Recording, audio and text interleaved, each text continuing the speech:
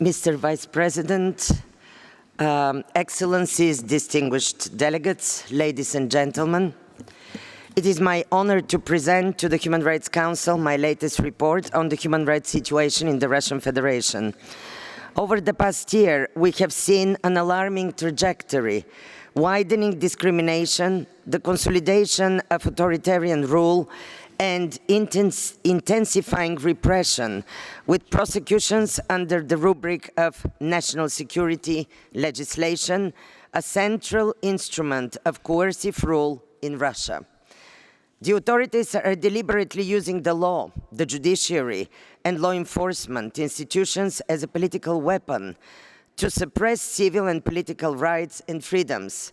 This strategy is implemented, pursued, and sustained by coercion, detention, and torture, and it is carried out on a scale that is both widespread and systematic. The report I present today looks at the core instruments used to restrict fundamental rights: freedom of expression, freedom of association, the right to peaceful assembly, and to participate in public affairs. In practice, these tools are used to crush civic space, silence the media, dismantle the legal profession, eliminate political opposition, suppress culture, erase historical memory, distort historical truth, and stifle the diversity of voices and identities across Russian society. Such targeting is not incidental. It is coordinated and central to state policy and used to manufacture what are referred to as internal and external enemies of the motherland, against whom they justify repression at home and aggression abroad. This strategy deepens discrimination, normalizes violence, and emboldens impunity. To those ends, Mr. Vice President and Excellencies, during this year, 2025, Russian authorities have sharpened the laws on so-called foreign agents and undesirable organizations, targeting human rights defenders, civil society, and independent media. These laws are not just restrictive regulations. They're systematic tools of political repression, unique in the ways they combine heavy administrative burdens, criminal penalties, social stigma, financial strangulation, and isolation.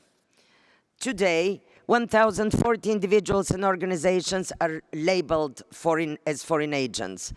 Once so designated, organizations and individuals are banned from providing education, stripped of income, blocked from media, fined heavily, and even held liable for activities abroad. Non-compliance leads to liquidation or prison. For example, the systematic dismantling of the Nobel Peace Prize affiliated Memorial Network. In 2025, Memorial's website was blocked through Russia's central censorship body, Roskomnadzor, while one of its leading defenders, Sergei Davidis, was charged in absentia with justifying terrorism. In 2025, Russia uses this framework against groups engaging with the United Nations, exploiting the foreign agent label as grounds to prevent or cancel their ECOSOC accreditation, effectively excluding independent Russian voices from the United Nations deliberations. Thus, Mr. Vice President, by mid-2025, 46 new organizations had been designated and banned as undesirable, bringing the total to 245.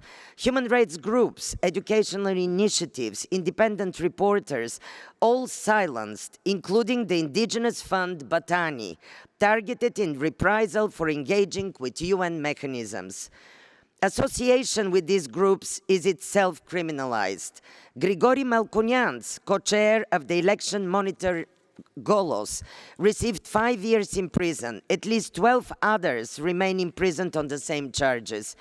Let me emphasize, Excellencies and distinguished delegates, that the Russian Federation is now the third largest jailer of journalists in the world, with 50 media professionals currently behind bars, including 29 Ukrainians. In the past year alone, 89 criminal cases have been opened, some resulting in heavy sentences of up to 12 years, including in absentia trials against journalists and media workers in exile. And yet, Mr. Vice President, and all of us gathered here today, it is essential for us to recognize that human rights defenders, civil society, and independent media refuse to be silenced. Inside Russia, they continue to function under the constant threat, closely cooperating with colleagues in exile. But sustaining this work is harder than ever. Survival and sustained resistance to repression now depend on comprehensive and committed support from member states, including funding and flexible assistance to exiled organizations and their family members, while also ensuring protection from refoulement, with torture and arbitrary detention awaiting those sent back. Laws targeting the so-called fake news and discrediting the army. Charges adopted hastily in March 22 became and remained primary tools to crush anti-war dissent. By 25, while prosecution slowed, it is not a sign of easing, but of fear and self-censorship taking deeper and deeper root, along with an equal and steady increase in laws that weaponize and strive to legitimize charges of counterterrorism and extremism. The most common charges to which I now draw your attention include calling for terrorist activity or justifying terrorism. These prosecutions rarely assess any real public danger. Instead, courts focus on the political message ascribed to the accused. In April 25, former Deputy Alexei Gorinov's additional 3-year sentence for so-called justifying terrorism was upheld on appeal, coming into force on top of the 7 years he was already serving for fake news about the army, simply for condemning the killing of Ukrainian children. The crackdown has also suffocated culture and literature. In July 25, well-known and respected novelist Boris Akunin was sentenced in absentia to 14 years in prison on charges of justifying terrorism, facilitating terrorist activity, and violating foreign agent laws. His real crime was dissenting against the war and supporting Ukraine. The books of the only living Nobel Prize laureate for literature who writes in Russian language, Svetlana Alexievich, are banned from Russian school curricula, and she is branded enemy of Russia, Russian culture, and the Russophobe. Both writers are with us here today in this room. Mr. Vice President, Excellencies, distinguished delegates, and honored guests gathered here today, extremism-related charges are being systematically applied against the late Alexei Navalny's organizations. Supporters are even accused of using extremist symbols associated with Mr. Navalny's name and photos. At least 13 individuals remain imprisoned, including journalist Olga Komleva, who was sentenced in 25 to 12 years imprisonment for alleged involvement with Navalny's campaign offices and for fake news about the Russian army. The crackdown has even reached lawyers themselves. 3 of Navalny's legal defenders were sentenced in January. In Kaliningrad, lawyer Maria Bonsler was detained on spurious charges, denied counsel of her choice, and forced into sham process for defending clients accused on politically motivated grounds. Additionally, the abuse of extremism laws now targets minorities, with a rise in the number of prosecutions against LGBT individuals and those running LGBT-friendly spaces. In 25, coordinated raids hit publishing houses accused of distributing LGBT literature, with staff prosecuted for extremist activities. This expansion of repression extends online. New laws mandate restrictions on access to extremist materials listed in the Ministry of Justice Federal List of Extremist Materials. By monitoring and prosecuting simple online searches and criminalizing the use of VPNs to circumvent blocks. Mr. Vice President, Excellencies, distinguished delegates, it cannot be emphasized enough that torture remains systematic and widespread, with 258 cases documented alone in 24-25, including the use of punitive psychiatry as a political tool.